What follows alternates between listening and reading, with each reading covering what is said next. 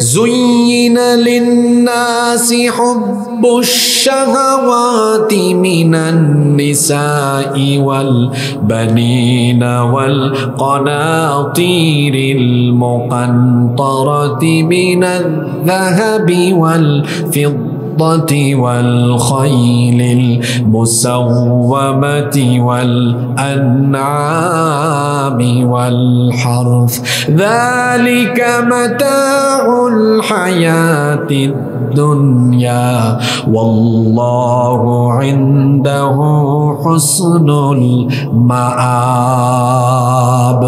আল্লাহ তাআলা বলছেন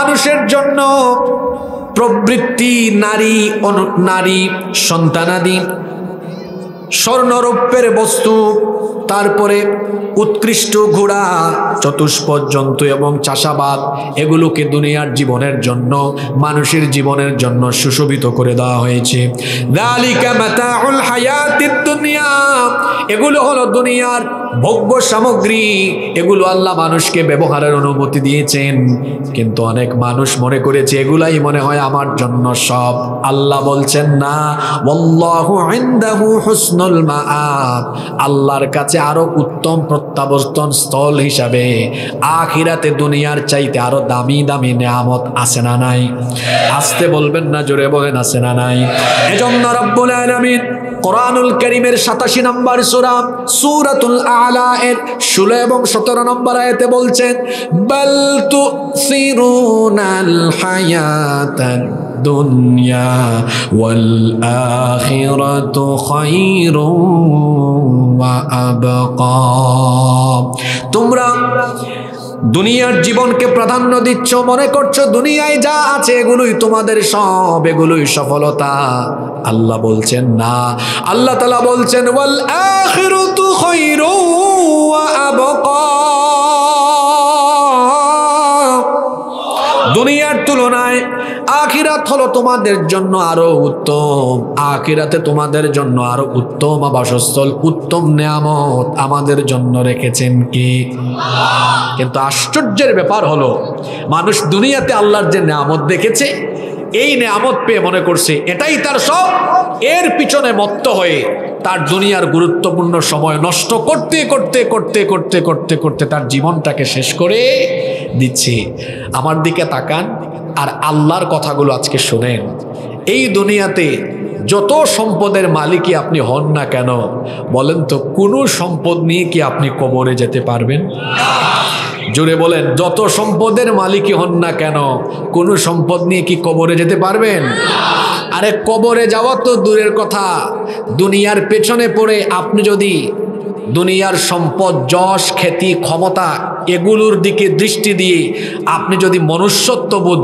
আপনি যদি ভুলে যান কবরে যাওয়ার আগেই হারাম পন্থায় দুনিয়ার প্রতি আকৃষ্ট হয়ে গেলে পরে দেখা যাবে জুলাই আর আগস্টের মতো সম্পদের পাহাড় রেখে চোরের মতো দেশ ছেড়ে পালিয়ে যেতে হবে কবর তো বহু দূরে কবর তো বহু দূরে আপনাদের এই 14 গ্রামের অবস্থা তো বড় ভয়াবহ ছিল 15 বছর আল্লাহর কুতুবেরা এই 14 গ্রাম বাজারের আশপাশে মিয়া বাজারে সোয়াগাজীতে মেইন স্পটে মাহফিল করতেই দেয় নাই যেখানেই মাহফিল সেখানেই তারা বাধা দিয়েছে তারা আল্লাহর কোরআনের মাহফিল বন্ধ করেছে আজ আল্লাহ তাআলা তাদের গোটা কার্যক্রম বন্ধ করে দিয়েছেন এটা কার বিচার জোরে বলেন কার বিচার আল্লাহর বিচার ইন্না বাতশা রাব্বিকা লাশাদীদ নিশ্চয়ই আল্লাহর ধরা সহজ না কঠিন আল্লাহ ধরে না ধরে না ধরে না যখন আল্লাহ ধরে তখন আল্লাহ ছাড়ে না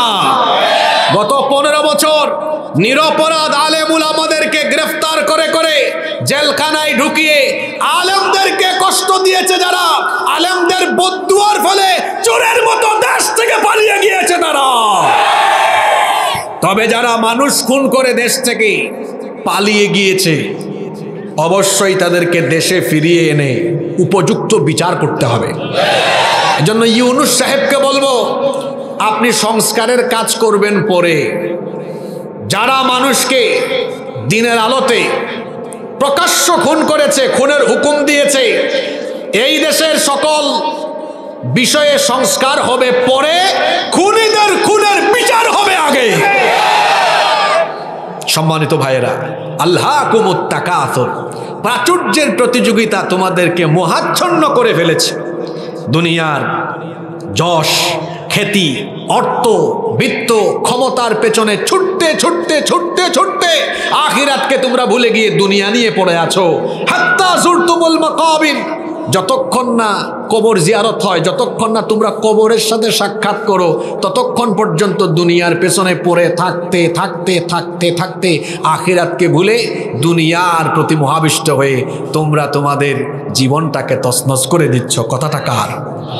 জোরে বলেন, কথাটা কার? আমার প্রিয় 14 গ্রামবাসী, আখিরাতের তুলনায় এই দুনিয়াটা কতটা তুচ্ছ খেয়াল করে আপনি এই আয়াতগুলো খেয়াল করেন। পাহাড়ের চেয়ে যেমন ক্ষুদ্র বস্তু, কিংবা সাগরের বিশাল জলরাশি থেকে আঙ্গুলের মাথায় লেগে থাকা পানি যেমন খুব ক্ষুদ্র, আবার বলছি শোনেন, পাহাড়ের চেয়ে ক্ষুদ্র বস্তু, মনে করেন এই যে টিস্যু, পাহাড় বড় না এটা বড়?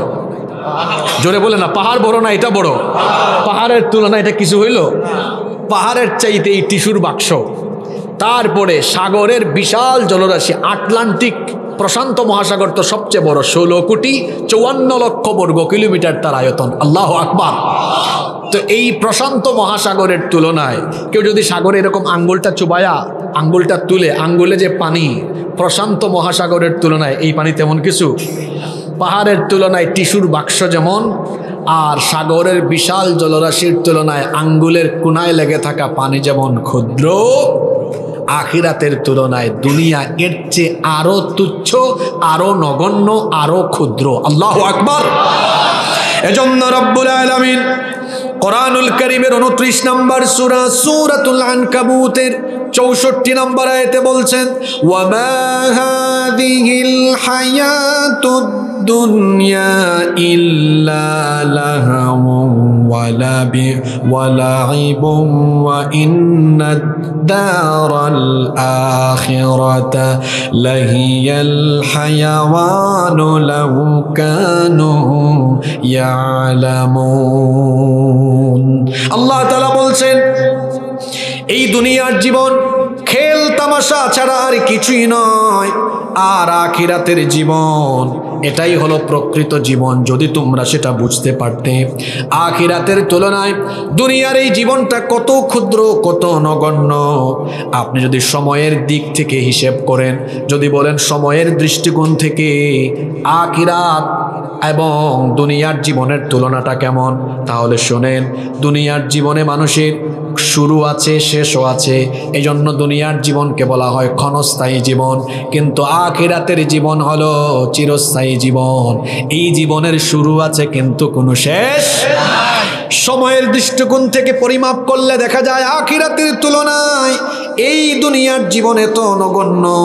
কোরআন কারীমের 9 নম্বর সূরা সূরাতুত তাওবা এর 38 নম্বর আয়াতে আল্লাহ তাআলা বলছেন, আরাদিতুম বিল হায়াতিদ দুনিয়া মিনাল আখিরাতি ফামা মাতাউল হায়াতিদ দুনিয়া ফিল আখিরাতি ইল্লা কলিল। আল্লাহ তাআলা বলছেন, তাহলে কি তোমরা দুনিয়ার জীবন পেয়ে আখিরাতকে ভুলে দুনিয়ার জীবন নিয়ে তোমরা সন্তুষ্ট হয়ে গেলে নাকি? অথচ শোনো, আখিরাতের তুলনায় দুনিয়ার ভোগ্য সামগ্রী হলো কলিল, অত্যন্ত নগণ্য, অত্যন্ত তুচ্ছ। একদিন আমরা সবাই দুনিয়া ছেড়ে চলে যাব। আখিরাতে ময়দানে মাহশরে, হাসরের ময়দানে আল্লাহর সামনে আমরা সবাই দাঁড়াবো। এ ব্যাপারে কি আপনাদের মনের মধ্যে কোনো সন্দেহ আছে নাকি? আল্লাহ তাআলা যেদিন আমাদেরকে হাসরের মাঠে একত্রিত করবেন, সেই দিন আল্লাহ তাআলা হাসরের মাঠে আমাদেরকে একত্রিত করার পরে আমাদের কাছে মনে হবে আখিরাতের তুলনায় এই দুনিয়ার জীবনে আমরা কতক্ষণ সময় ছিলাম। আল্লাহ তাআলা বলছেন কোরআনে কারীমের 10 নম্বর সূরা ইউনূসের 45 নম্বর আয়াতে আল্লাহ তাআলা বলছেন, ওয়া ইয়াউমা ইয়াহশুরুহুম কাআল্লাম ইয়ালবাসু ইল্লা সাআতাম মিনান নাহারি ইয়াতাআরাফুনা বাইনাহুম ক্বাদ খাসিরাল্লাযীনা কাযযাবু বিলিকাইল্লাহি ওয়া মা কানু মুহতাদিন। আল্লাহ তাআলা বলছেন সেই দিন তাদেরকে হাসরের মাঠে একত্রিত করা হবে। যখন তারা হাসরের মাঠে একত্রিত হবে, মনে হবে আখিরাতের তুলনায় দুনিয়ায় তারা যে অবস্থান করেছিল মনে হবে দিনের কিছু সময়, অর্থাৎ হয়তো ঘন্টা খানেক তারা অবস্থান করেছিল। আল্লাহু আকবার। শুধু বিচারের দিনটা লম্বা হবে, নবীজি বলেছেন 50,000 সানাতিম মিম্মা তাউদ্দুন। দুনিয়ার হিসাব অনুযায়ী বিচারের দিনটা লম্বা হবে 50,000 বছর লম্বা। আল্লাহু আকবার বলবেন না? বিচারের দিন 50,000 বছর। আপনি বেঁচে থাকবেন কয় বছর? উত্তর হবে হুজুর আমি জানি না। তো 60-70 বছর যদি বেঁচেও থাকেন, শুধু বিচারের দিন এর তুলনায় আপনার বেঁচে থাকার সময়টা খুব বেশি না খুব কম? জোরে বলেন, খুব বেশি না খুব কম? কিয়ামতের দিন আল্লাহ তাআলা হাসরের মাঠে মানুষকে জিজ্ঞেস করবেন। কোরআনে কারীমের 23 নম্বর সূরা, সূরা মুমিনুনের 112 নম্বর আয়াত থেকে আল্লাহ বলছেন, ক্বালা কাম লাবিথতুম ফিল আরদি আদাদা সিনিন ক্বালু লাবিথনা ইয়াওমান আও বা'দা ইয়াওমিন ফাসআলিল আদ্দিন। আল্লাহ বলছেন তাদেরকে জিজ্ঞেস করা হবে, কাম লাবিথতুম ফিল আরদ, তোমরা দুনিয়াতে কতক্ষণ ছিলে? তারা বলবে সম্ভবত ইয়াউমান আও বা'দা ইয়াউম, একদিন বা অর্ধেক দিন, এই রকম সময় হয়তো দুনিয়ায় ছিলাম, এখন এটাই মনে হচ্ছে। আল্লাহু আকবার। তাহলে যে দুনিয়ার পেছনে আমি আপনি পড়ে আছি, এই দুনিয়া সময়ের দৃষ্টিকোণ থেকে আখিরাতের তুলনায় অনেক কিছু না, অল্প কিছুও না, অল্প কিছুও না। আবার আপনি যদি পরিমাপ করেন, পরিমাপের দৃষ্টিকোণ থেকে আখিরাতের তুলনায় এই দুনিয়া কত নগণ্য দেখেন। পরিমাপের দৃষ্টিকোণ থেকে আখিরাতের তুলনায় এই দুনিয়া এত নগণ্য। মুসলিম শরীফের হাদিস, ফেহের রাদিয়াল্লাহু আনহুর ভাই মুস্তাউরিদ রাদিয়াল্লাহু আনহু এই হাদিসের বর্ণনাকারী সাহাবী, তিনি বলছেন রাসূল করিম সাল্লাল্লাহু আলাইহি ওয়াসাল্লাম বলছেন, ওয়াল্লাহি মাদ দুনিয়া ফিল আখিরাতি ইল্লা মিসলু মা ইয়াজআলু আহাদুকুম ইসবাহু হাদিহি ওয়া আশারা ইয়াহইয়া বিস সাব্বাবাতি ফিল ইয়াম। আল্লাহর নবী এই আঙ্গুলের দিকে ইশারা করলেন, এই আঙ্গুলের দিকে ইশারা করে তিনি বললেন, শোনো, এই আঙ্গুল যদি কেউ বিশাল জলরাশিতে চুবিয়ে তারপরে আঙ্গুল ওঠায়, বিশাল জলরাশির তুলনায়, বিশাল জলরাশির পরিমাপ থেকে এই আঙ্গুলের কোনায় থাকা পানি যেমন অতি ক্ষুদ্র, আখিরাতের তুলনায় দুনিয়ার জীবন হলো তার চাইতে আরো ক্ষুদ্র। আর এই দুনিয়াতে কার থেকে কে বেশি টাকা কামাবে, কে কার থেকে সম্পদশালী হবে, প্রতিযোগিতায় লিপ্ত না? অর্থবিত্তর দিক থেকে, সম্পদের দিক থেকে যদি আখিরাতের সাথে এই দুনিয়াকে তুলনা করেন তাহলে কেমন হবে? মুসলিম শরীফের হাদিসে আল্লাহর নবী বলেছেন, হাদিসটা ভালো করে শুনেন। আন জাবির ইবনে আব্দুল্লাহ রাদিয়াল্লাহু আনহুমা আন্না রাসূলুল্লাহি সাল্লাল্লাহু আলাইহি ওয়াসাল্লাম মাররা বিস-সুকি দাখিলাম মিন বাদিল আলিয়া। জাবির ইবনে আব্দুল্লাহ রাদিয়াল্লাহু আনহুমা হাদিসটি বর্ণনা করেছেন। তিনি বলছেন, একবার রাসূলে কারীম, আমরা মহব্বতে সবাই বলি সাল্লাল্লাহু আলাইহি ওয়াসাল্লাম, একবার আল্লাহর রাসূল আলিয়া অঞ্চল থেকে মদিনা শরীফে ঢুকার রাস্তা দিয়ে যখন তিনি যাচ্ছিলেন, তখন একটা বাজারের পাশ দিয়ে তিনি অতিক্রম করছিলেন। ওয়ান্নাসু কানাফাতাহু, আর তার উভয় পাশে প্রচুর মানুষজন ছিল। ফামাররা বিজাদিন আসাক্কা মাইয়িতিন ফাতানাওয়ালুহু ফাআখাযা বিউদুনি। আল্লাহর নবী তখন ওই বাজার দিয়ে যাওয়ার সময় ক্ষুদ্র কান বিশিষ্ট একটা মরা বকরির বাচ্চার পাশ দিয়ে আল্লাহর নবী যাচ্ছিলেন। শুনতেছেন হাদিসটা? আল্লাহর নবী এক বাজার দিয়ে যাচ্ছেন, ক্ষুদ্র কান, ছোট কান বিশিষ্ট মৃত একটা বকরির বাচ্চার পাশ দিয়ে যাচ্ছিলেন। আল্লাহর নবী ওই ক্ষুদ্র কান বিশিষ্ট মৃত বকরির বাচ্চার কাছে গিয়ে ওই বকরির বাচ্চার কান ধরলেন। কান ধরে উঠাইয়া তারপরে বললেন, ও আমার সাহাবীরা শোনো, আইয়ুকুম ইউহিব্বু আন্না হাযা লাহু বিদিরহাম, তোমাদের মধ্যে এমন কে আছো যে 1 দিরহাম দিয়ে ক্ষুদ্র কান বিশিষ্ট মরা এই বকরির বাচ্চাটাকে কিনবে। ফাকালু, সাহাবীরা তখন বললেন, মা নুহিব্বু আন্নাহু লানা বিশাইইন ওয়া মা নাসনাউ বিহি, ওগো আল্লাহর নবী, আমাদেরকে খায়া দেয়া কোনো কাজ নাই, 1 দিরহাম দিয়ে ক্ষুদ্র কান বিশিষ্ট মরা এই বকরির বাচ্চা কিনবো। আল্লাহর নবী তখন বললেন, তাহলে সাহাবীরা শোনো, আতুহিব্বুনা আন্নাহু লাকুম, তোমাদের মধ্যে এমন কে আছো বিনা পয়সায় এই ক্ষুদ্র কান বিশিষ্ট মরা বকরির বাচ্চা নিয়ে যাবে? শুনতেছেন? সাহাবীরা তখন বললেন, ওয়াল্লাহি লাউ কানা হাইয়ান, ওয়াল্লাহি লাউ কানা হাইয়ান কানা আইবান ফিহি লাআন্নাহু আসাক। তারা বললেন, ওগো আল্লাহর নবী, আল্লাহর কসম করে বলছি, এটা তো মরা, যদি জীবিত হতো তাহলে আমরা টাকা দিয়ে নয়, বিনা পয়সায় দিলেও আমরা জীবিত হলেও এটা নিতাম না, কারণ এই পশুটার ভেতরে ত্রুটি আছে, এটার কান ছোট, এই রকম একটা পশুকে আমরা বিনা পয়সায় নিতাম না। আল্লাহর নবীকে তারা বললেন, ফাকাইফা ওয়া হুয়া মাইয়িত, যেখানে জীবিত থাকলেও আমরা এটা নিতাম না, মরা অবস্থায় কেন নিব? আল্লাহর নবী বললেন, তোমাদেরকে জিজ্ঞেস করার কারণ আছে। ফাওয়াল্লাহি, আমিও আল্লাহর কসম করে বলছি, লাদ দুনিয়া আহওয়ানু আলাল্লাহি মিন হাদা আলাইকুম, এই ক্ষুদ্র কান বিশিষ্ট মরা বকরির বাচ্চার তোমাদের কাছে যেমন এর কোনো দাম নাই, তেমনি আল্লাহর কাছে এই দুনিয়ারও কোনো দাম নাই। আল্লাহু আকবার। আমি এখন আমাদের ভাষায়, বাংলা ভাষায় বুঝায় বলে, 14 গ্রামে কোনো মরা পশু টাকা দিয়া কেউ কিনবেন? জোরে বলেন, কিনবেন? আল্লাহ রসুল বলছেন, তুমি যেমন টাকা দিয়া না, কেউ যদি মাগনা দেয়, বিনা পয়সায় দেয়, তাও নিবেন? বিনা পয়সায় কেউ যেমন মরা পশু নিবে না, আল্লাহর রসুল বলছেন যেভাবে মরা পশু সবাই তুচ্ছ তাচ্ছিল্য হিসাবে এটাকে গ্রহণ করে না, ঠিক তেমনি ভাবে আখিরাতের তুলনায় এই দুনিয়া কিছুই। এবার আসেন, আপনি যদি আয়তনের দিক থেকে আখিরাতের সাথে দুনিয়াকে তুলনা করেন, তাহলে কেমন হবে? এই হাদিসটি বর্ণিত হয়েছে বুখারী শরীফে। আল্লাহর নবী বলেছেন, মাউদিউ সাউতিন ফিল জান্নাতি খায়রুম মিনাদ দুনিয়া ওয়া মা ফিহা।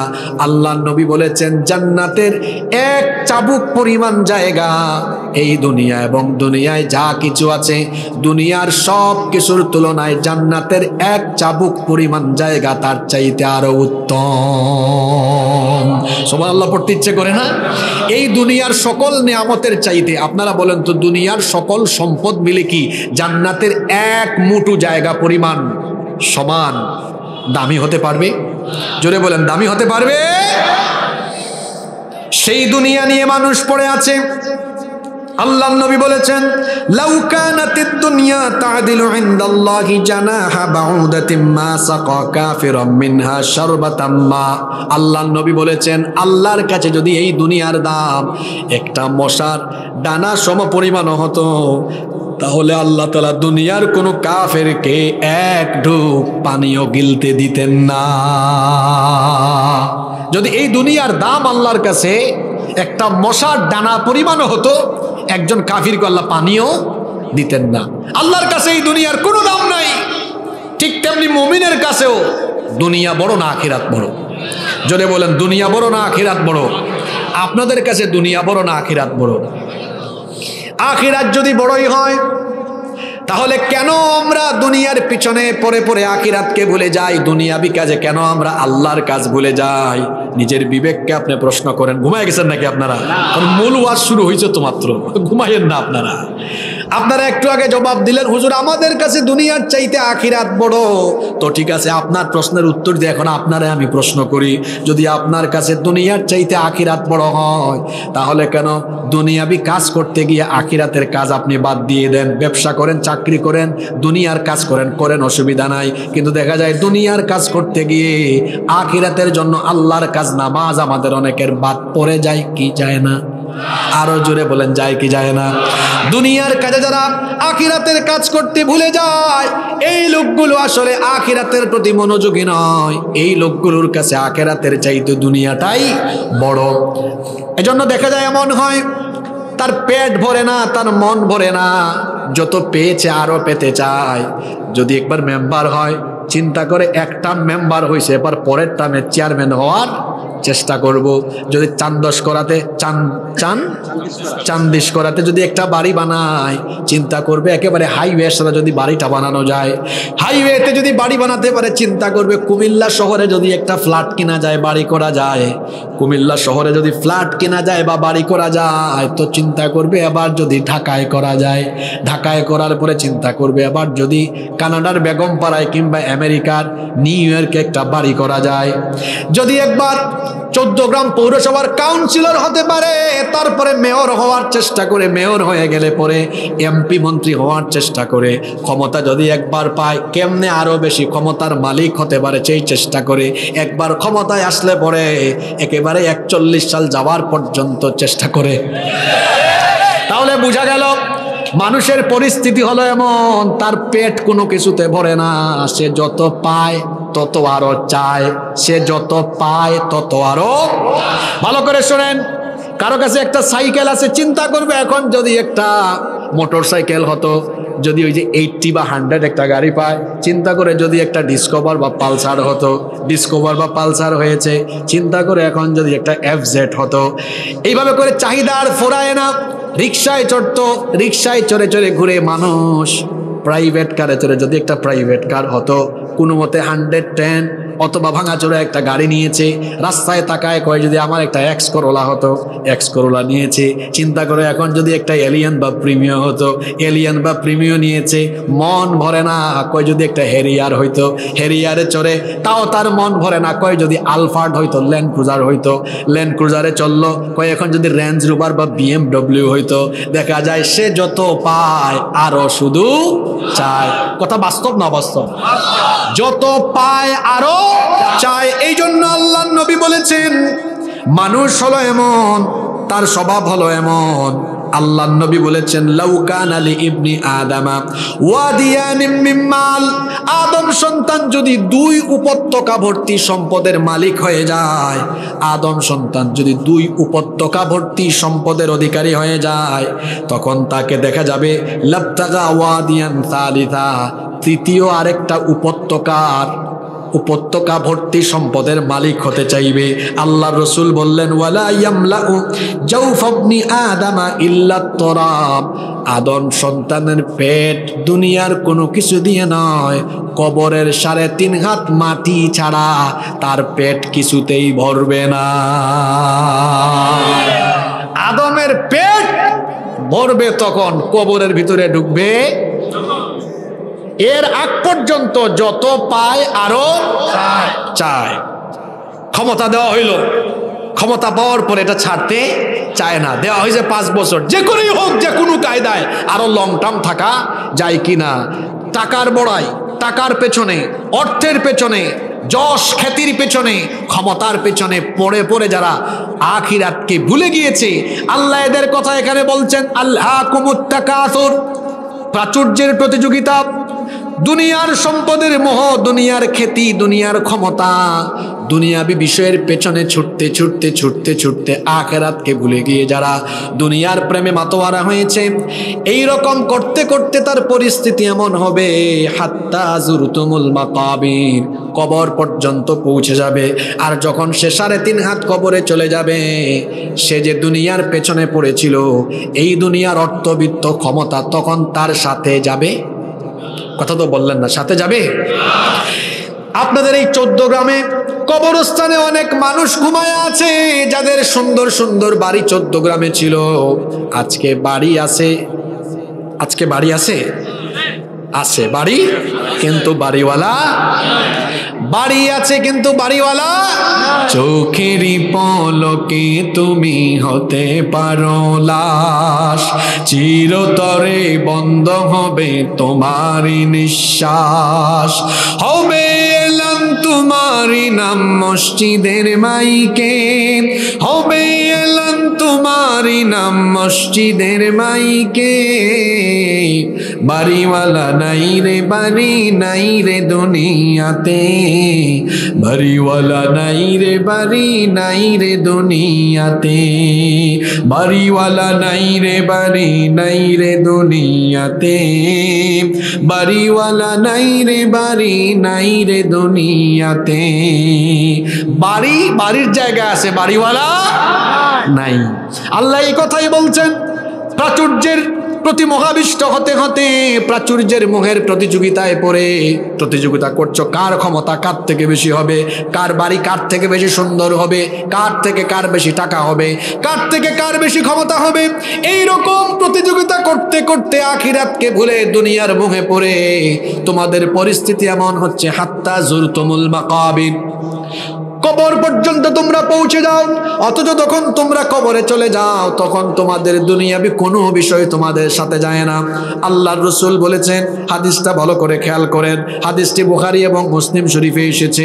হাদিসের বর্ণনাকারী সাহাবী হলেন আনাস ইবনে মালিক রাদিয়াল্লাহু আনহু। তিনি বলছেন, আল্লাহর নবী বলেছেন, ইয়াতবাউল মাইয়িতা সালাসা, যখন কোনো মানুষ মারা যায়, মারা যাওয়ার পরে তার সাথে কবর পর্যন্ত তার সাথে তিনটা জিনিস যায়। কথা বুঝে থাকলে বলেন, মানুষ মারা যাওয়ার পরে তার কবর পর্যন্ত তার সাথে কয়টা জিনিস যায়? আরো জোরে বলেন, কয়টা? আল্লাহর নবী বলছেন, ফায়ারজিউ ইসনান ওয়া ইয়াবকা মাআহু ওয়াহিদ, দুইটা জিনিস তাকে কবরে রেখে ফিরে চলে আসে, একটা জিনিস তার সাথে যায়। বলেন তো দেখি, মানুষ মরার পরে তার সাথে কবর পর্যন্ত কয়টা জিনিস যায়?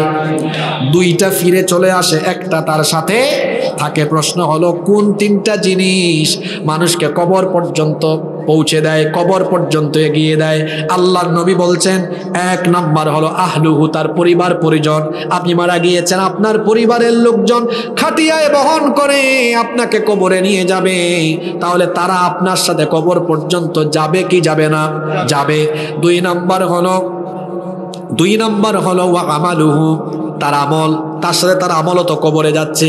তিন নাম্বার হলো ওয়া মালুহু, তার মাল সম্পদ তার সাথে যাচ্ছে। আল্লাহর নবী বলেছেন, তাকে কবরে শোয়ানোর পরে তার পরিবার পরিজন তাকে রেখে চলে আসবে, তার মাল সম্পদ তার সাথে যাবে না, সেগুলোও থেকে যাবে। কেবলমাত্র যে জিনিস তার সাথে কবরে যাবে সেটার নাম হলো আমল। তার মানে আমল ভালো হলে ফয়সালা ভালো হবে, আমল খারাপ তো ফয়সালা খারাপ। ও আমার বাবারা, আমার ভাইয়েরা, কি ভয়ঙ্কর অবস্থা! এই যে আপনারা এখানে এসেছেন, প্রত্যেকের গায়ের মধ্যে কত দামি দামি ব্র্যান্ডের কাপড় অনেকের গায়ে আছে, কিন্তু যখন দুনিয়া থেকে আমরা চলে যাব তখন আমাদের শরীর থেকে এই কাপড় চোপড় খুলে সাদা কাফন শরীরের মধ্যে পেঁচিয়ে দেওয়া হবে। আহারে, একটু ভাবুন তো, একটু কল্পনা করুন তো, একটু ভাবুন, আজকে চিন্তা করুন, এই মুহূর্তে যদি আপনি এখানে মারা যান তাহলে দেখা যাবে মানুষ আপনাকে নিয়ে আপনার বাড়িতে যাবে। বাড়িতে যাওয়ার পরে জীবিত থাকলে পরে আপনি তো বিছানার মধ্যে ঘুমানোর সুযোগ পান, কিন্তু যখন মানুষ মারা যায় বিছানার মধ্যে বালিশ দিয়ে আর ঘুম পাড়ায় না, খাট থেকে তখন তাকে নিচে নামায়া দেয়। খাট থেকে নিচে নামানোর পরে কোনো বালিশও দেয় না, একটা পাটি বিছায়া, কিংবা ওই যে আপনারা নিচে যেটা দিয়েছেন, এটার নাম কি জানো, তেরপাল বিছায়া সেখানের উপরে বা চাটাইয়ের উপরে শোয়া রাখে।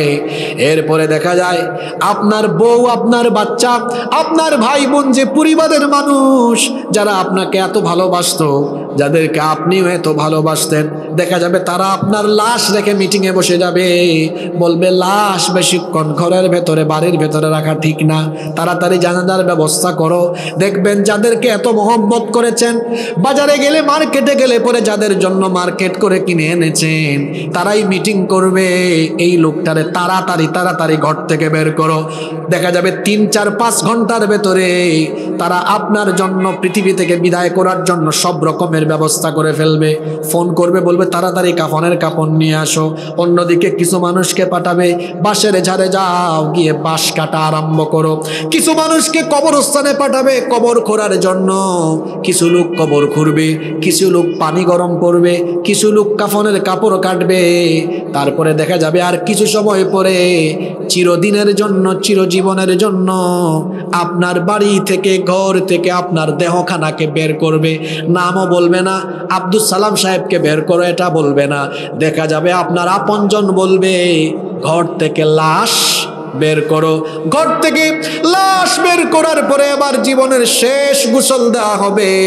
জীবনের শেষ গোসল দেওয়ার পরে আপনার শরীর থেকে চিরদিনের জন্য কাপড় খুলে ফেলে সাদা কাফন দিয়ে পেঁচায়া তারপরে আতর মাখায়া ডাক দিবে, আসো শেষবারের জন্য লাশের মুর্দার চেহারা কানা দেখো।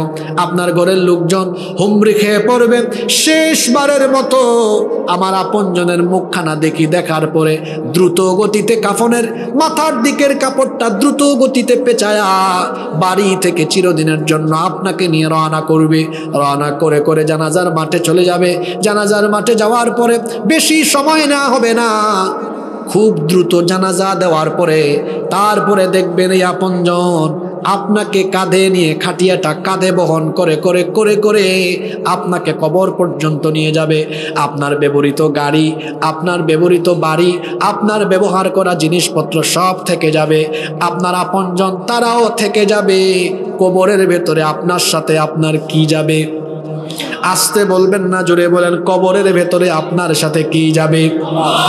শুধু আমল যাবে। দুনিয়ার এই 20, 30, 40, 50, 60 বছরের হায়াত, এটা তো আল্লাহ দিয়েছেন তার গোলামি করার জন্য। আখিরাতে আপনি যেন আল্লাহর দরবারে আল্লাহর গোলাম হিসেবে নিজেকে উপস্থাপন করে বিচারের দিনে আল্লাহ তাআলার রাজি খুশি নিয়ে আপনি যেন আল্লাহর জান্নাতে যেতে পারেন, এই জন্য দুনিয়ার জীবনে আপনাকে পাঠিয়েছেন কে? আশ্চর্য ব্যাপার, সেই আল্লাহ যে উদ্দেশ্যে পাঠালেন সেই উদ্দেশ্য পূরণ না করে দুনিয়ায় কে কার থেকে বেশি কামাবে, কে কার থেকে বেশি বড় হবে, কে কার থেকে বেশি ক্ষমতা গ্রহণ করবে, এই রকম প্রাচুর্যের পেছনে ছুটতে ছুটতে প্রতিযোগিতা করতে করতে আল্লাহ বলছেন, আল্লাহ কুমুত তাকাসুরু হাত্তা যুরতুমুল মাকাবির। এই প্রাচুর্যের প্রতিযোগিতা করতে করতে করতে করতে সে কবর পর্যন্ত পৌঁছে যায়। যাওয়ার সময় তার উপার্জিত কোনো কিছু নিয়ে যেতে পারে? আসতে বলবেন না, জোরে বলেন, পারে? একটা ঘটনা আমার মনে পড়লো, মহাবীর আলেকজান্ডারের ঘটনা। মহাবীর আলেকজান্ডার তিনি মৃত্যুর আগে তার সৈন্যদেরকে ডেকে এবং তার গুরুত্বপূর্ণ ব্যক্তিদেরকে ডেকে তিনি তার শেষ 3টা ইচ্ছার কথা বলে গেলেন। জোরে বলেন তো, কয়টা? শেষ 3টা ইচ্ছা বললেন, শোনো, আমি তোমাদেরকে 3টা নসিহত করে যাচ্ছি, অবশ্যই আমার এই নসিহতগুলো তোমরা পূরণ করবে। 1, আমি মারা যাওয়ার পরে আমার খাটিয়া, আমার ব্যক্তিগত ডাক্তার যারা আমাকে চিকিৎসা দিত, সেই চিকিৎসক ডাক্তারদেরকে বলবা আমার খাটিয়া যেন বহন করে। 2, আমার যত উপার্জিত সোনা রূপা, উপার্জিত যত কিছু আছে, এই স্বর্ণরৌপ্য যে রাস্তা দিয়ে আমার লাশ নেওয়া হবে সেই রাস্তায় এই সোনা রূপা বিছিয়ে দিবা। শুনতেছেন আপনারা? 3 নম্বর, আমি মারা যাওয়ার পরে খাটিয়ায় আমার লাশ রাখার পরে আমার এই 2টা হাত খাটিয়ার 2 দিকে এমনে করে ঝুলাইয়া রাখবা। কয়টা কথা বললো? এরা শুনে বলল, আপনি এই আশ্চর্যজনক 3টা নসিহত কেন করেছেন? তিনি বললেন, আমি এই 3টা নসিহতের মাধ্যমে পৃথিবীর মানুষকে 3টা শিক্ষা দিতে চাই। 1, আমি যে বললাম আমার খাটিয়া, আপনারা খাটিয়া বলেন না অন্য কিছু বলেন, আমার খাটিয়া চিকিৎসকরা এই জন্য বহন করবে, পৃথিবীর মানুষ যেন এই চিত্র দেখে যে আলেকজান্ডারের চিকিৎসা করতো এই ডাক্তাররা চিকিৎসা করে আলেকজান্ডারকে বাঁচাতে পারে না, যাতে মানুষ বুঝে আল্লাহর হুকুম আসলে অবশ্যই তার জীবন শেষ হয়ে যাবে, কেউ কাউকে আটকায় রাখতে পারবে। 2, আমি যে বললাম সোনারূপা আমি যেগুলা আমার জীবনে অর্জন করেছি রাস্তায় বিছাইয়ে দিবা, যাতে মানুষ এই চিত্র দেখে শিক্ষা নেয়।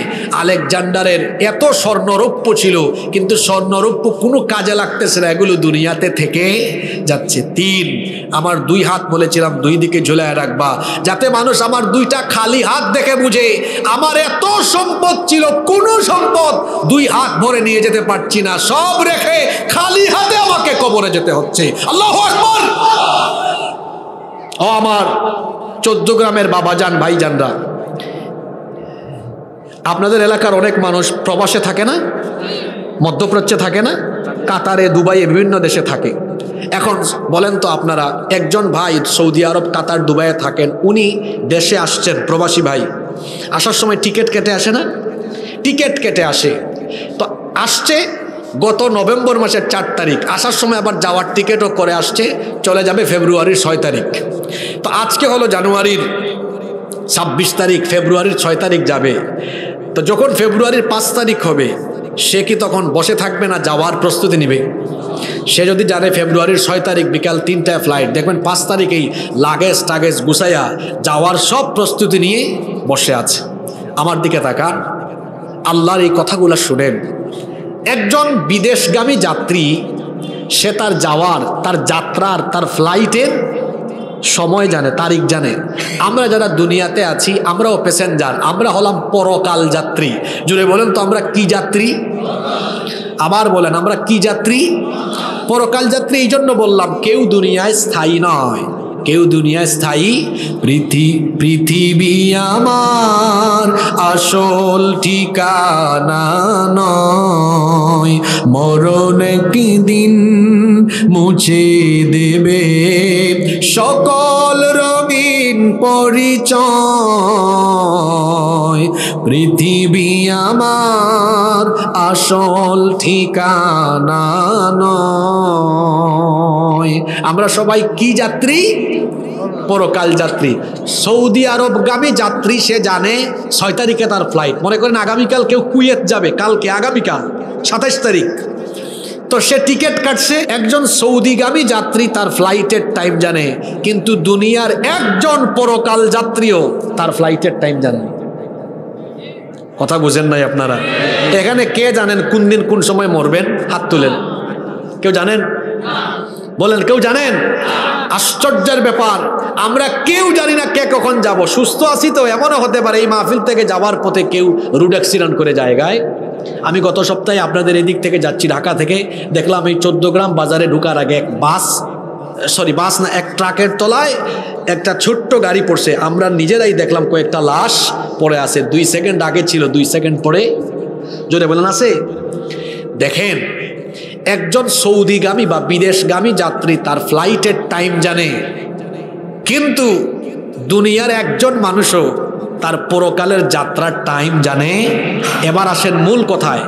আগামীকাল কারো ফ্লাইট হলে সে কি আজকে তার প্রস্তুতি শেষ করবে না করবে না? জোরে বলেন, করবে না করবে না? আমি বড় অবাক হই, একজন বিদেশ যাত্রী তার ফ্লাইটের টাইম জেনে লাগেজ গোছাইয়া প্রস্তুতি নেয়। টাইম জানার পরে যদি প্রস্তুতি থাকে ভালো, তো আমরা ফ্লাইটের টাইম জানি না কে কখন মরবো। আমাদের প্রস্তুতি আরো ভালো হওয়ার দরকার ছিল কি ছিল না?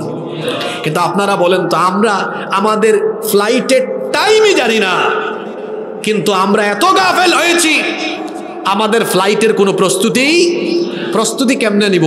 প্রস্তুতি হবে এমন যে আমি যে কোনো মুহূর্তে চলে যেতে পারি, আমাকে প্রস্তুত থাকতে হবে। আমি যে আল্লাহর গোলাম, আল্লাহর পথে ছিলাম, তার প্রমাণ থাকতে হবে। কিন্তু দেখা যায় আমার জীবন শয়তানিতে কাটে, শয়তানের গোলামিতে কাটে। তার মানে হচ্ছে দুনিয়া আমাকে গাফেল করে ফেলেছে। আশ্চর্য কথা।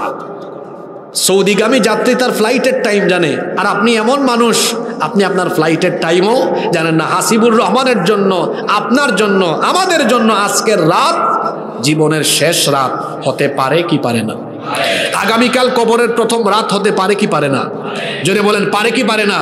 যুবক ভাইরা বলবে, কে বলছে হুজুর? আমাকে দেখছেন আপনি? আমি ইয়াং, আমি কেন এখন মরবো? আমার যুবক ভাইয়েরা, পৃথিবীতে আসার সিরিয়াল আছে, যাওয়ার কোনো সিরিয়াল। এসেছেন আগে, এসেছেন পরে চলে যেতে পারেন, আগে এসেছেন পরে চলে যেতে পারেন। এই জন্য আল্লাহ বলছেন, দুনিয়ার প্রতি মোহাচ্ছন্ন হয় না। যদি দুনিয়ার প্রতি মোহাচ্ছন্ন হয়ে যাও, এই মুখে পড়ে থাকতে থাকতে দুনিয়ার জীবন চলে যাবে, টেরও পাবে না। হাত্তা যুরতুমুল মাকাবির, দেখা যাবে কবরে পৌঁছে যাবে। আর যখন কবরে পৌঁছে যাবে, তখন তুমি আফসোস করবে, আহারে আমি এতদিন ভুলের মধ্যে ছিলাম। এজন্য আল্লাহ বলছেন, কাল্লা সাউফা তা'লামুনা সুম্মা কাল্লা সাউফা তা'লামুন। কখনো নয়, সাউফা তা'লামুন, শীঘ্রই তোমরা জানতে পারবে। এরপরে আল্লাহ তাকিদ দিয়ে বলেছেন, সুম্মা কাল্লা সাউফা তা'লামুন, অতঃপর কখনো নয়, শীঘ্রই তোমরা জানতে পারবে যে দুনিয়ার পিছনে তোমরা পড়েছিলে। তোমরা জানতে পারবে, আহারে আমরা ভুলের মধ্যে ছিলাম, আমরা মনে করেছিলাম বেশি বেশি ক্ষমতা পাওয়া, বেশি বেশি টাকা পয়সা সম্পদের মালিক হওয়া, বেশি বেশি দুনিয়ার খ্যাতি পাওয়া, এটাই মনে হয় সফলতা। কিন্তু আল্লাহ বলছেন মরণ আসলে পরে বুঝবা, শীঘ্রই তোমরা জানবা তোমরা যে বিষয়ের উপর ছিল সেটা তোমাদের ভুল ছিল, বরং সঠিকটা ছিল এমন তোমাদেরকে দুনিয়াতে পাঠানো হয়েছে আখিরাত কামাইয়ের জন্য। অতঃপর শীঘ্রই তোমরা জানবে যে দুনিয়ার পিছনে তোমরা পড়েছিলে সেটা তোমাদের ভুল ছিল। কাল্লা লাউ তা'লামুনা ইলমাল ইয়াকিন, কখনো নয়। যদি তোমরা ইয়াকিনের ভিত্তিতে জানতে তাহলে তোমরা দুনিয়াতে এরকম সময় নষ্ট তোমরা করতে না। আখিরাতকে ভুলে গিয়ে যারা দুনিয়ার পেছনে পড়ে আছো, শোনো, লাতারাবুন্নাল জাহিম সুম্মা লাতারাবুন্নাহা আইনাল ইয়াকিন, অবশ্যই তোমরা জাহান্নাম দেখবে। অতঃপর অবশ্যই তোমরা ইয়াকিনের ভিত্তিতে চাক্ষুষ নিজের চোখে জাহিম দেখবে। জাহিম দেখবে, জাহান্নাম দেখবে। জাহিম হলো জাহান্নামের এমন একটা বিশেষ জায়গা, এখানকার বাসিন্দা হবে কারা? কোরআনে কারীমের ৭৯ নম্বর সূরা সূরাতুন নাজিআতের ৩৭ নম্বর আয়াত থেকে আল্লাহ বলছেন, ফাআম্মা মান তাগা ওয়া আসারাল হায়াতাদ দুনিয়া ফাইন্নাল জাহিমা হিয়াল মাওয়া। অতএব যারা সীমালঙ্ঘন করেছে এবং আখিরাতের চাইতে দুনিয়ার জীবনকে প্রাধান্য দিয়েছে, আখিরাতের তুলনায় দুনিয়ার জীবনকে প্রাধান্য দিয়েছে যারা, জাহান্নামের অধিবাসী হবে তারা। যারা আখিরাতকে ভুলে যায় দুনিয়ার পেছনে পড়ে, এরা সব গুনাহ করতে পারে। এদেরকে তখন থামানো যায় না। দেখা যায় এমন হয়ে ওঠে এরা দুনিয়া ছাড়া কিছুই বুঝে না। তার দুনিয়াবি স্বার্থ হাসিলের জন্য সে যা মন চায় তাই করতে পারে। দেখা যায় মানুষ খুন করত, তখন সে দ্বিধাবোধ করে না। যারা আখিরাতকে ভুলে গিয়ে দুনিয়ার পেছনে পড়ে থাকে, এরা এত কঠোর হয় এবং এরা এত নিষ্ঠুর হয়, এরা চোখের সামনে মানুষ খুন করে ফেলবে। আপনারা বলেন তো, আখিরাতে আল্লাহর কাছে যাব, আখিরাতে আল্লাহর কাছে জবাব দেওয়া লাগবে, এই ভয় অন্তরে থাকলে কেউ চুরি করবে, ডাকাতি করবে, মানুষ খুন করবে? কিন্তু যখন আখিরাতের ভয় চলে যায়, আখিরাতের বিশ্বাস যখন অন্তরে থাকে না, তখন দেখা যায় এরা ক্ষমতা পেলেও অধ্যতপূর্ণ অহংকারী আচরণে মেতে উঠে। তখন দেখা যায় কথাবার্তায়, চলনে বলনে ব্যবহারে অহংকারের বহিঃপ্রকাশ পায় কি পায় না? জোরে বলেন, পায় কি পায় না? দেখেন না, এক গ্রুপ বলতো পালাবো না, পালিয়ে কোথায় যাব, বলতো কি না? জোরে বলেন, বলতো কি না? এরপরে আমার দেশে আরেক রাবেয়া বসরি ছিলেন না, তিনি বলতেছেন পালিয়ে যাই না, আমি বলছিল না আমি পালিয়ে যাই না। দেখা গেল যখন এই দেশের মানুষ সবাই ঐক্যবদ্ধ হয়ে যখন জুলুমের বিরুদ্ধে দাঁড়িয়েছে, তখন দেখা গিয়েছে এই রাবেয়া বসরি কাউকে কিছু না জানিয়ে তার দলের নেতা কর্মীদেরকে বিপদের মুখে ফেলে চন্ডির মতো দেশ থেকে বাড়িয়ে চলে গিয়েছে। আপনি এমন পাতি নেতা, ওই যে প্রত্যেকটা গ্রামে গঞ্জে দেখবেন কিছু পাতি নেতা আছে না? গত 15 বছর আপনারা দেখছেন, তার নেতা থাকে ঢাকায়, সে তাকে চান্দিশ করে। তার কি ভাব, আরে বাপরে বাপ, মাহফিল করতে গেলেও বলে পোস্টারে আমার নাম থাকা লাগবে, আমার অনুমতি নেওয়া লাগবে, আছে না নাই? আমি এইসব চামচা, এই পাতি নেতাদেরকে বলছি, তোমার নেতা নেত্রী তার তো টিকিট কাটার পয়সা যেভাবেই হোক চুরি ডাকাতি কইরা করছে, দেশ থেকে চলে গিয়েছে। তোমার মতো পাতি নেতা তো চট্টগ্রাম এয়ারপোর্টে, ঢাকা এয়ারপোর্টে যাওয়ার ভাড়ার পয়সাও নাই। তুমি যে এরকম চামচামি করো, আবার এখনো দেখা যায় ফেসবুকে তুমি লেখালেখি করো, তুমি তো বেহায়া কেন? তোমার লজ্জা নাই, তোমার শরম নাই? যারা তোমার মতো কর্মীকে বিপদের মুখে ফেলায় আর নিজের স্বার্থে সেই এক্সিট নিয়ে দেশ ছেড়ে পালিয়েছে, তুমি এখনো তার গুণকীর্তন করো। তোমার মতো বেহায়া আসমানের নিচে জমিনের উপরে আর হতে পারে না। তোমার শরম নাই, লজ্জা করে না, শরম লাগে না? হ্যাঁ, নিজে আরামায়েশ করে, নিজে আরাম করে চলে গিয়েছে, তোমারে বিপদের মুখে ফেলায়া চলে গিয়েছে, তুমি এখনো তার বন্দনা গাও। বেহায়া, বেশরম, ব্যক্তিত্ব বলতে কিছুই তার ভেতরে না। সম্মানিত ভাইয়েরা, দুনিয়া দুনিয়া দুনিয়া এটা কেমন?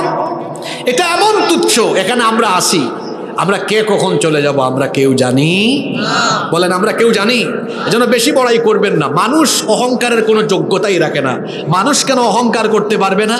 কারণ হলো অহংকারের কোনো যোগ্যতা মানুষের নাই। এবার বলি, কোন যোগ্যতাটা না থাকার কারণে মানুষ অহংকার করতে পারে না? যে যোগ্যতা না থাকার কারণে মানুষ অহংকার করতে পারে না সেটা হলো মানুষের কোনো স্টেবিলিটি নাই, স্থায়িত্ব নাই। মানুষের জীবনের কোনো স্থায়িত্ব নাই, এমনকি মানুষের কোনো কিছুর কোনো স্থায়িত্ব। বলেন, আমাদের জীবনের স্থায়িত্ব আছে? ক্ষমতার স্থায়িত্ব আছে? নাই। টাকা পয়সার স্থায়িত্ব আছে? নাই। সকালবেলার ধনীকে বিকেলবেলা রাস্তার ফকির বানায় দিতে পারেন কে? এজন্য টাকা পয়সা হলে অহংকার করবেন না, কারণ সকালবেলার ধনীকে বিকেলবেলা আল্লাহ রাস্তার ফকির বানায় দিতে পারেন। ক্ষমতা পেলেও ক্ষমতার অহংকার করবেন না, কারণ আপনাকে ক্ষমতায় বসাইছেন যিনি ক্ষমতা থেকে নামাতে পারেন তিনি। এজন্য ক্ষমতার বড়াই করবেন না, কারণ সকালবেলার ক্ষমতাসীন ব্যক্তিকে বিকেলবেলা জুতার বাড়ি খাওয়ায়া জেলখানায় যিনি ঢুকায় দিতে পারেন তিনি কে? এজন্য বড়াই বা অহংকার করা যাবে না। হাদিসে কুদসিতে আল্লাহ বলেছেন, আল কিবরিয়া উরিদা, এই অহংকার আমার চাদর। যে মানুষ অহংকার করে সে আল্লাহর চাদর নিয়ে টানাটানি করে। আল্লাহু আকবার। আল্লাহ তাআলা বলছেন, যারা এভাবে দুনিয়ার পেছনে পড়ে থাকবে অবশ্যই তারা জাহান্নামের আগুন দেখবে, জাহান্নামে তাদের অবস্থান হবে। এরপরে আল্লাহ শেষ করছেন এভাবে, সুম্মা লাতুসআলুন্না ইয়াউমাইযিন আনিন নাঈম। কথায় আছে শেষ ভালো যার, সব ভালো। হ্যাঁ, শেষ আয়াত শুনেন। এখানে শেষ আয়াতে অনেক শিক্ষা দীক্ষা আমাদের জন্য আছে না নাই? এজন্য আমরা সবাই মোনাজাত করে উঠবো ইনশাআল্লাহ। আমরা কি 5-7 মিনিট ধৈর্য ধরে বসতে পারবো না? কারা কারা পারবেন না হাত তুলেন। আসলে সবাই পারবে, 1-2 জন না বুঝা তুলছে। সবাই আমরা 5-7 মিনিট ধৈর্য ধরে থেকে মোনাজাত করে উঠতে পারবো না ইনশাআল্লাহ? জোরে বলে ইনশাআল্লাহ। অতঃপর সব নিয়ামত সম্পর্কে জিজ্ঞেস করবেন কে? আল্লাহর নিয়ামত কত গণনা করা যাবে? ওয়া ইন তাউদ্দু নি'মাতাল্লাহি লা তুহসুহা ইন্নাল্লাহা লাগফুরুর রহিম। কোরআনে কারীমের 16 নম্বর সূরা নাহলের 18 নম্বর আয়াতে আল্লাহ বলছেন, আর যদি তোমরা আল্লাহর নিয়ামতের গণনা আরম্ভ করো, গুনতে থাকবা, গুনে গুনে শেষ করতে পারবা না। কিয়ামত হয়ে যাবে, আল্লাহর নিয়ামত গুনে গুনে শেষ করা যাবে না। আল্লাহর নিয়ামত কত সেটা কি আমরা কেউ গুনে গুনে বলতে পারবো? এদিকে তাকান, বেঁচে আছেন কার নিয়ামতে, কার দয়ায়? বেঁচে থাকার জন্য সবাই এই যে নিঃশ্বাস নেন না, হ্যাঁ, প্রতি মিনিটে কয়বার নেন? হিসাব আছে? জোরে বলেন, হিসাব আছে? আচ্ছা, অক্সিজেন ছাড়া এখানে কেউ কি বেঁচে থাকতে পারবেন? এই অক্সিজেন দেন কে? আচ্ছা বলেন তো, আপনারা প্রতিদিন কতটুকু অক্সিজেন নিয়ে বেঁচে থাকেন? আজকে না হিসাব আছে? আজকের চিকিৎসা বিজ্ঞান বলছে একজন সুস্থ স্বাভাবিক মানুষ বেঁচে থাকার জন্য প্রতিদিন 500 থেকে 600 লিটার অক্সিজেন গ্রহণ করে। আল্লাহু আকবার। আমরা যদি 500 লিটার ধরি, কত লিটার? কারো জানা আছে কিনা আমি জানি না। 500 লিটার অক্সিজেনের বর্তমান বাজার মূল্য হলো 5 লক্ষ টাকার উপরে। আমি যদি 5 লাখ টাকা ধরি, তাহলে আমরা প্রতিদিন বেঁচে থাকার জন্য কত লক্ষ টাকার অক্সিজেন নেই? এটা কই দিনে? আপনারা কথা বলতেছেন না, কই দিনে? একদিনে 5 লক্ষ, মাসে কত? 30 গুণ 5 লক্ষ, 150 লক্ষ, 1.5 কোটি টাকা। আপনারা পারবেন হয়তো, কিন্তু আমার বাপদাদার তো পয়সা নাই, আমি পারবো না। 1 বছরের অক্সিজেন কেনার পয়সা আমার বাপদাদার, ফকির হয়ে যাব আমি। এটা যদি পরিবারের 1 জন সদস্যের হয়, 5 জন হইলে অবস্থা বুঝছেন, 10 জন হইলে কি হবে?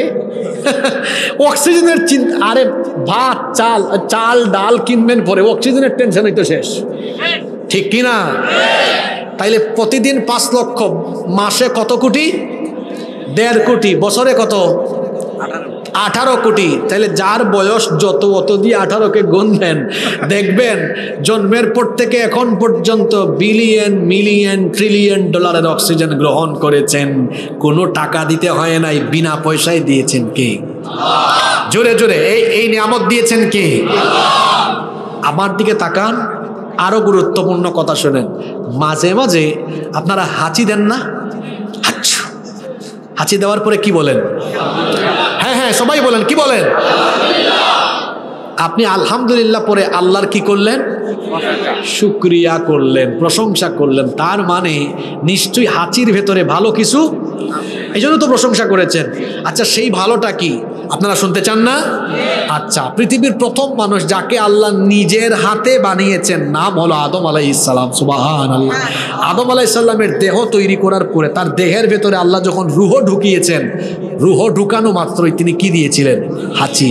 তখন তিনি বলেছিলেন আলহামদুলিল্লাহ। হাজার হাজার বছর পরে এসে আজকের আধুনিক বিজ্ঞান আলহামদুলিল্লাহর তফসির বের করেছে। কেন আলহামদুলিল্লাহ পড়েছেন? আচ্ছা আপনারা বলেন তো, আমরা যে সমাজে বাস করি এই পরিবেশের মধ্যে ধুলা বালু জীবাণু কম না বেশি? অনেক বেশি। আমরা যখন শ্বাস নেই তখন আমাদের এই যে নাকের ভিতর দিয়া অনেক ধুলা বালু জীবাণু ভেতরে ঢুকে একদম ফুসফুস পর্যন্ত গিয়ে ওখানে জমা হয়। এগুলো যদি আল্লাহ অটোমেটিক বের করার ব্যবস্থা না করতেন, কুমিল্লার হাসপাতালে প্রতি মাসে মাসে গিয়ে গিয়ে এই ময়লা সাফ করতে করতে বাপ দাদা 14 গোষ্ঠীর সম্পদ শেষ হয়ে যাইত। কিন্তু এগুলো পরিষ্কার করার জন্য কোনো হাসপাতালে কারো যাওয়া লাগে না। আল্লাহ বলতেছেন শোন বান্দা, এই মাঠে যত ধুলাবালু থাকুক সব তোর নাকের ভেতরটা যদি সবও ঢুকে আমি আল্লাহ অটোমেটিক বাইর করার ব্যবস্থা করছি। তুই যখন হাঁচি দিবি, এই যে আজকের চিকিৎসা বিজ্ঞান গবেষণা করে দেখেছে মানুষ যখন হাঁচি দেয়, হাঁচি দিলে পরে 160 মাইল বেগে বাতাস বের হয়। সুবহানাল্লাহ পড়তে ইচ্ছে করে না? মোটর সাইকেল চালক ভাইরা বলেন তো, রাস্তা মোটামুটি ভালো হইলে আপনাদের গতি কত থাকে? ঘন্টায় 60 70 80 ধরলাম 80। কিন্তু হাঁচির সময় বাতাসের গতিবেগ কত মাইল? 100।